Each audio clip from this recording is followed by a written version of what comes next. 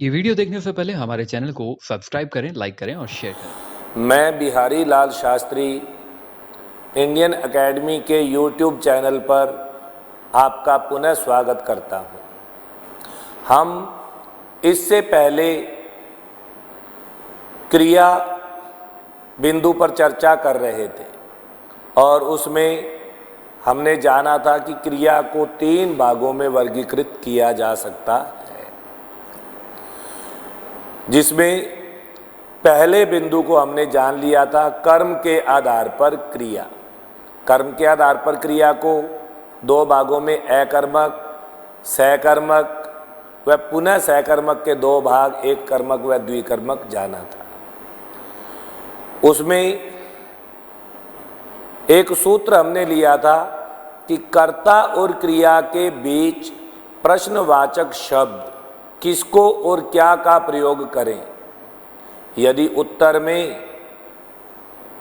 कोई शब्द आए तो क्रिया सकर्मक, और उत्तर में किसको और क्या दोनों की जगह कोई शब्द न आ सके तो क्रिया अकर्मक होगी।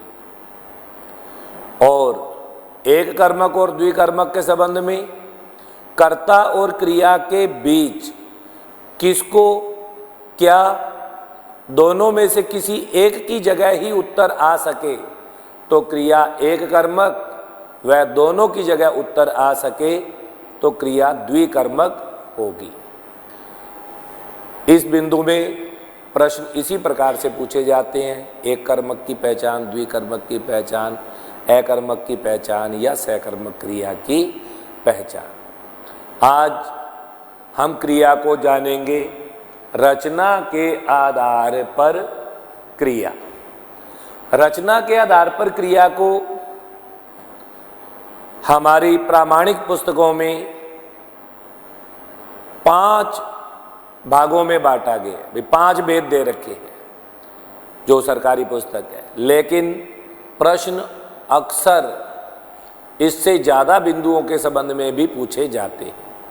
तो हम राजस्थान बोर्ड की ही पूर्व में प्रकाशित पुस्तक के आधार पर रचना के आधार पर क्रिया को 8 भागों में बांटेंगे, किंतु यदि कोई प्रश्न करे कि रचना के आधार पर क्रिया को कितने भागों में बांटा गया है तो हमारा उत्तर 5 भेद ही आना चाहिए। अब सबसे पहला भेद है सामान्य क्रिया, दूसरा संयुक्त क्रिया, तीसरा सजातीय क्रिया, चौथा पूर्वकालिक क्रिया, 5वां प्रेरणार्थक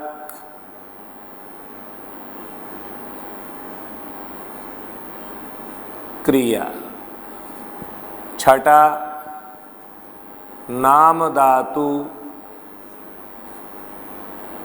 क्रिया, 7वां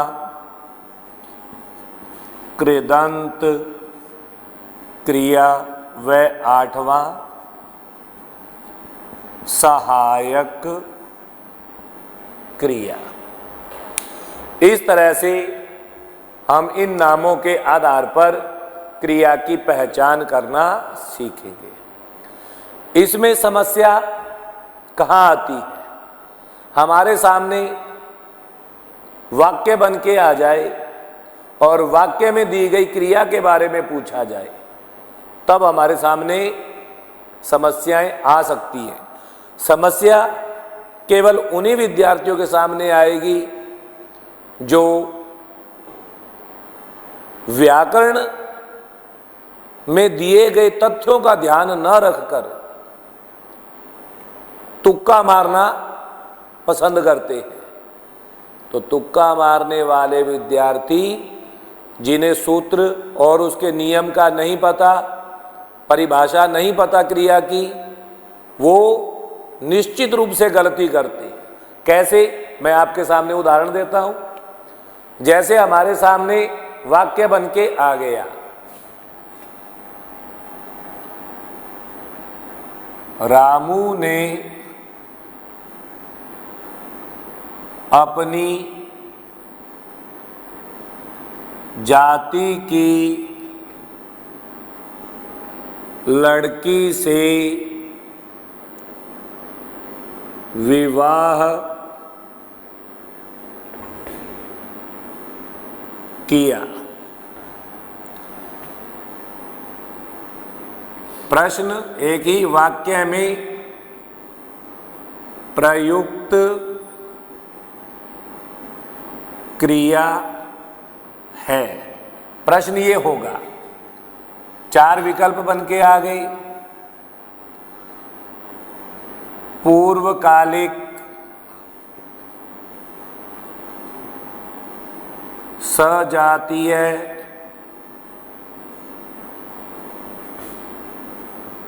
प्रेरणार्थक, सामान्य। इस तरह से 4 विकल्प बन के आ गए। तो सामान्यतः तुक्का मारने वाले का अपनी जाति की लड़की से विवाह किया कि चलिए तो सजातीय है, और उत्तर चुन देते हैं सजातीय, जो कि उत्तर गलत होगा। इसमें क्रिया सामान्य क्रिया है। इसी तरह मैंने प्रश्न दे दिया, बच्चों को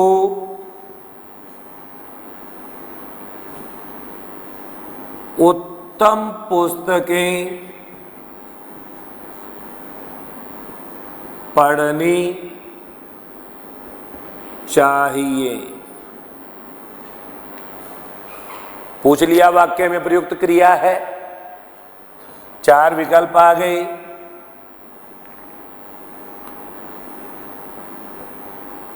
सामान्य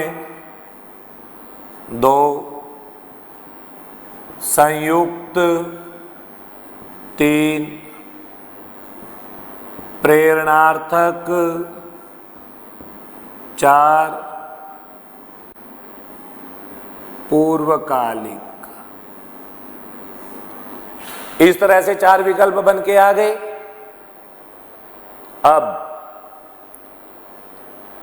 इसको देखते ही लगेगा क्या कि बच्चों को उत्तम पुस्तकें पढ़नी चाहिए।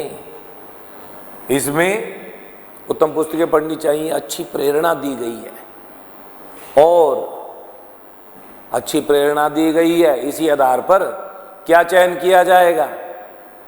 ये तो प्रेरणार्थक क्रिया लग रही है। तो यहां जिनको प्रेरणार्थक क्रिया लगेगी उनका उत्तर पुनः गलत।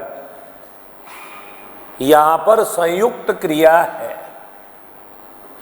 मैंने एक प्रश्न और उदाहरण के लिए दे देता हूं कि रमेश 10 वर्ष पहले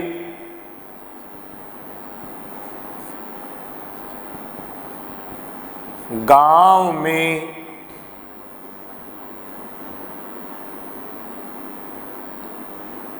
रहता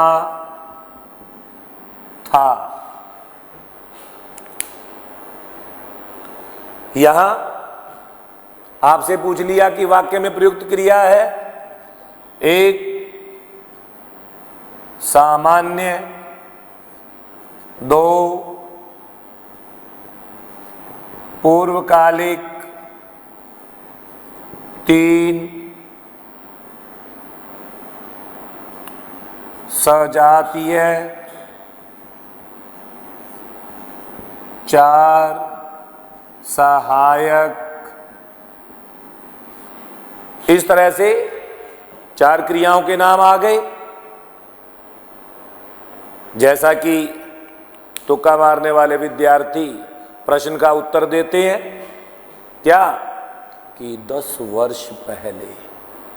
10 वर्ष पहले इस शब्द पर ध्यान देंगे और ध्यान देते ही चुनेंगे कि क्रिया क्या है, पूर्वकालिक। तो आपको बता दूं, तुक्का मारने वालों का ये उत्तर भी गलत है, बिल्कुल गलत। यहां पर क्रिया है सहायक क्रिया। अब इन 3 प्रश्नों के माध्यम से आप लोगों के दिमाग में ये बात आ गई होगी कि व्याकरण में दिए गए तथ्यों के आधार पर चुनना ही, उत्तर चुनना ही सही है। यदि हम अंदाजा लगाकर, तुक्का मार के इस तरह के उत्तरों का चयन करेंगे तो हमारा उत्तर गलत होगा। अब बात आई कि स्पष्टीकरण तो हुआ नहीं, अब मैं आपके सामने स्पष्टीकरण दूंगा। स्पष्टीकरण में क्या है, ये प्रश्न आप आदर्श प्रश्नों के रूप में अंकित कर लें। इस तरह के प्रश्न ही हमें भ्रमित करके गलत उत्तर चयन करने के लिए प्रेरित करते हैं। मैं आपको बताऊंगा कि इनकी पहचान क्या है और उस पहचान के आधार पर आप मानोगे। जैसे सामान्य क्रिया, सामान्य क्रिया में वाक्य के अंत में केवल अकेला क्रिया शब्द होगा। जैसे राम ने पुस्तक पढ़ी, अकेला पढ़ी शब्द आया। वह बाजार गया, गया शब्द आया। उन्होंने मोर देखे, अकेला देखे शब्द आया। यानी अंत में जो क्रिया शब्द होगा उसके साथ कोई अन्य शब्द नहीं जुड़ा होगा। तो अकेला क्रिया शब्द सामान्य क्रिया होता है। तो रामू ने अपनी जाति की लड़की से विवाह किया, यहां अकेला किया शब्द आया, इसीलिए हमारा उत्तर है सामान्य क्रिया। इसका उत्तर सामान्य क्रिया है। संयुक्त क्रिया में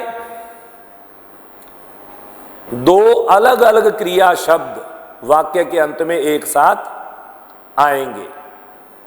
कैसे? जैसे हमारे सामने आया, बच्चों को उत्तम पुस्तकें पढ़नी चाहिए। तो यहां 2 क्रिया शब्द, एक पढ़ना और दूसरा चाहना। पढ़ना और चाहना 2 अलग अलग क्रिया शब्द एक साथ आ गए, उसी का नाम है संयुक्त क्रिया। अब दिमाग में आया कि इसमें प्रेरणार्थक, प्रेरणार्थक अलग है। अब आगे हमारे सामने आई सजातीय। सजातीय क्रिया क्या होती है? सजातीय क्रिया ऐसे नहीं कि रामू ने अपनी लड़की की जाति से विवाह किया, नहीं। सजातीय क्रिया का मतलब है एक ही क्रिया से बने 2 शब्द आ जाए। जैसे उसने वकालत की पढ़ाई पढ़ी, महाराणा प्रताप ने हल्दी घाटी की लड़ाई लड़ी। तो लड़ाई लड़ी, पढ़ाई पढ़ी, ये एक ही क्रिया, पढ़ना क्रिया से बने 2 शब्द पढ़ाई और पढ़ी, लड़ना क्रिया से बने शब्द लड़ाई लड़ी।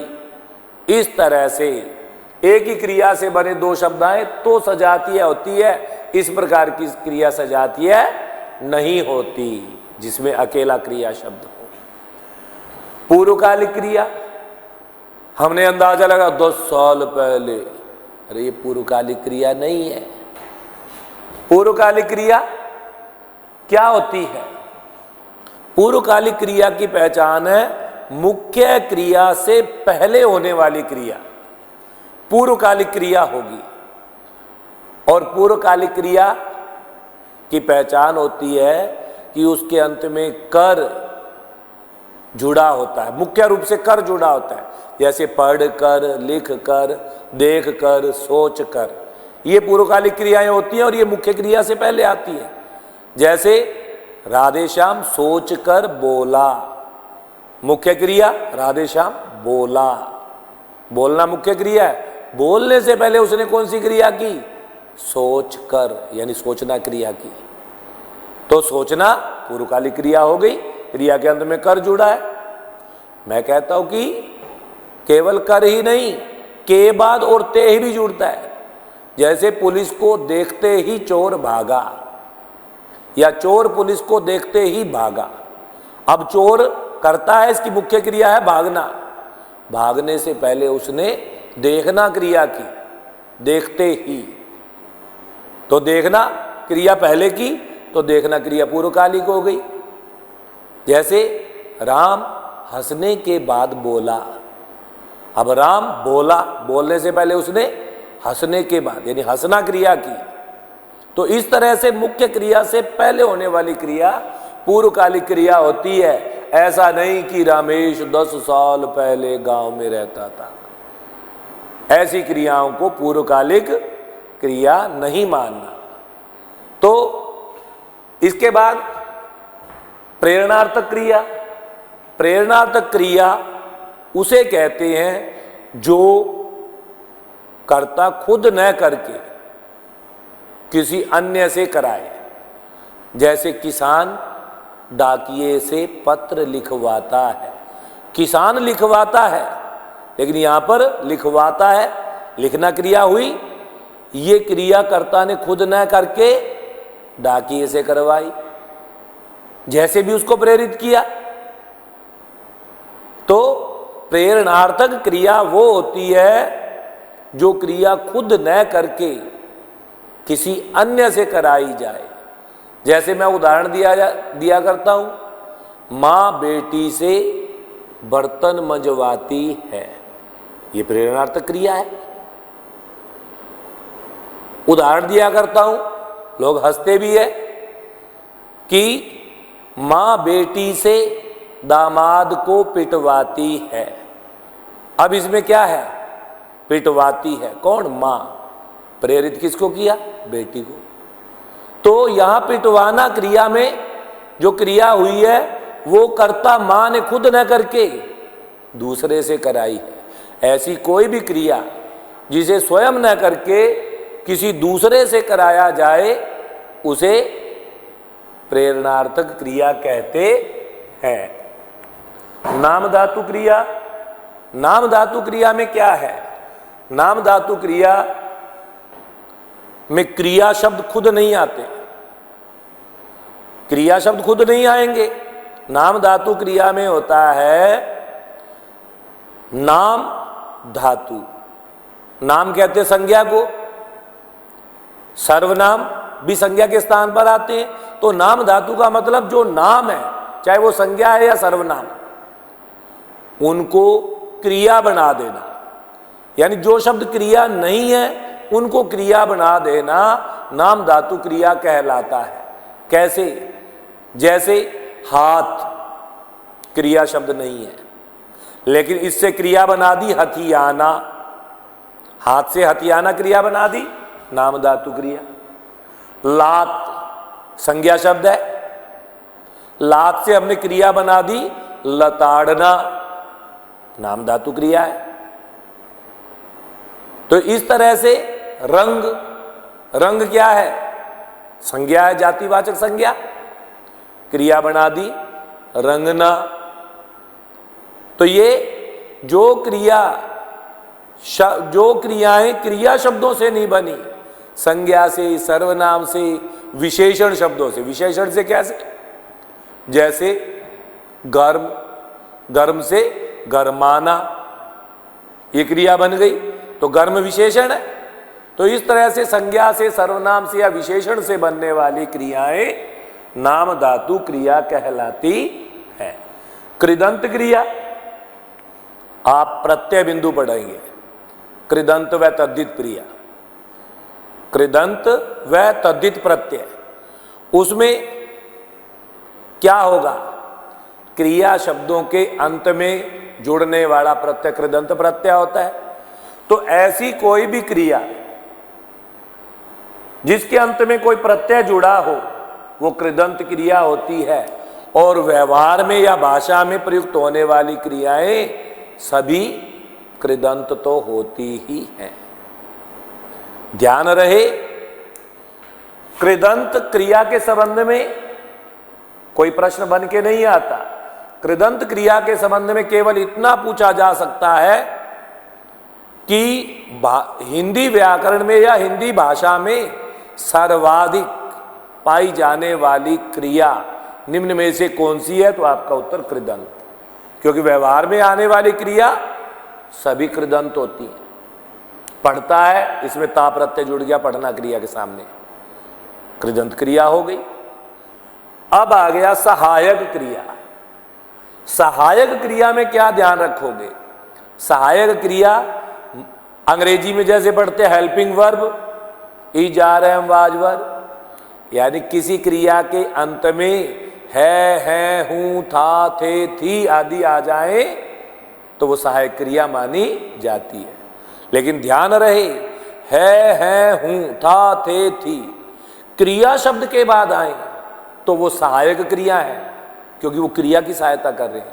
जैसे पढ़ता रहता था, पढ़ता था, लिखता है, हंसता है, तो हंसता है हंसना क्रिया के बाद है आ गया, तो ये क्या है? सहायक क्रिया। तो इनको सहायक क्रिया तभी मानेंगे जब ये किसी क्रिया शब्द के अंत में आए। लेकिन ध्यान रहे, था, थे, थी, है, हूं, ये यदि संज्ञा, सर्वनाम या विशेषण के बाद आ गए तो इनको सहायक क्रिया नहीं मानेंगे, तब इनको अपूर्ण क्रिया कहा जाता है। कैसे? जैसे वह सुंदर है, अब यहां जो है आया वो सुंदर के बाद आया, किसी क्रिया के बाद नहीं आया, अब इसका आप सहायक क्रिया नहीं मानोगे। सहायक क्रिया कब मानोगे? वह पढ़ता है, पढ़ना क्रिया के बाद है आया, सहायक क्रिया। और वह सुंदर है, सुंदर शब्द के बाद है आया, सहायक क्रिया नहीं, अपूर्ण क्रिया मानना है। और ध्यान रहे अंत में कि जो संयुक्त क्रिया है, संयुक्त क्रिया को रंजक क्रिया भी कहते हैं।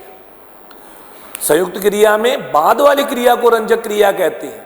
जैसे पढ़ना चाहिए संयुक्त क्रिया है, लिख दिया संयुक्त क्रिया है, तो लिख दिया, लिखना मुख्य क्रिया है, दिया रंजक क्रिया। तो जो संयुक्त क्रियाएं होती हैं उनमें बाद वाली क्रिया को रंजक क्रिया भी कहते हैं। तो साथियों, यहां क्रिया के संबंध में बातें बताई। आप हमारे चैनल को सब्सक्राइब करें, लाइक करें, शेयर करें और सेव करके, मैंने लिखवाया नहीं, बार बार सुने और इसको नोट कर लें, तो इसमें आपको लाभ अवश्य होगा। धन्यवाद।